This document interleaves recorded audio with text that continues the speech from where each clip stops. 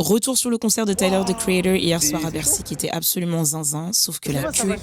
Jusqu'à la gare routière. Abusé de ouf. On n'était pas prêts comme vous pouvez le voir, donc évidemment pour faire passer le temps, blind test oblige.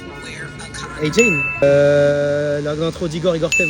On rentre enfin après 1 heure d'attente. En montant cette vidéo, je me rends compte qu'on était sans doute dans la mauvaise queue puisqu'on était en fausse or. Donc déjà, on était très bien placés, on était super contents pour ça parce qu'on avait peur de rien voir vu qu'on a fait la queue. Et la première partie démarre avec un groupe qui s'appelle Paris, Texas.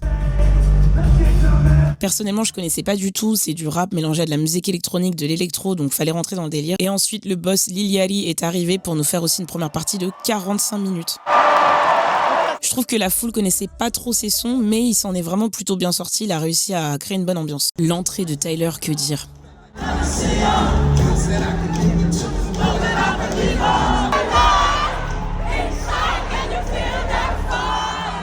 Il a démarré avec Scène Chroma, ensuite il a enchaîné avec d'autres titres de l'album à peu près dans le même ordre avec Ratata, Noid. Regardez le feu qu'il a mis. Ce qui m'a énormément impressionné pendant tout le show, c'est qu'il était tout seul. Comment à lui tout seul il arrive autant à occuper l'espace, parce qu'en plus il y avait différentes scènes. Il y avait la scène principale qui était devant nous, donc avec le décor vert. Ensuite il a traversé un pont avec le titre Sticky. Et ensuite, de l'autre côté, il a recréé une maison. C'était un moment un peu intimiste et il avait un tourne-disque où il passait ses différents vinyles et ça lui permettait de switcher d'époque. Donc Goblin, Igor, Flower Boy.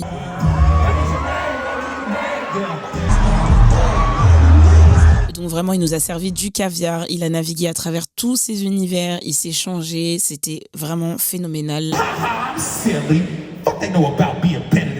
Et c'était un des meilleurs concerts de 2025.